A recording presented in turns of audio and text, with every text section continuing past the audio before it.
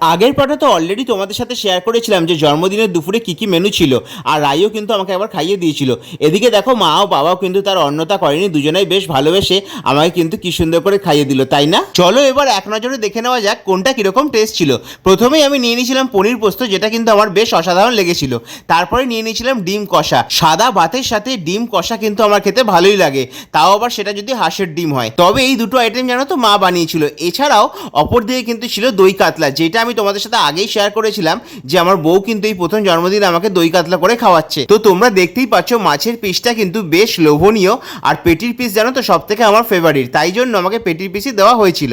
আর গ্রেভিটা দেখো যথেষ্ট থিকনেস ছিল, তবে বিশ্বাস করো গ্রেভিটা যতটা সুন্দর দেখতে ছিল ততটাই কিন্তু টেস্টফুল ছিল। এত সুন্দর যে দই কাতলা আমার বউ করতে পারে, না করে খাওয়ালে তো জানতেই পারতাম না। এরপরে আছে লাল লাল মটন কষা আর মিষ্টান্ন, সেটা দেখতে হলে অবশ্যই কিন্তু সাবস্ক্রাইব বাটনটা ক্লিক করতে ভুলবে না।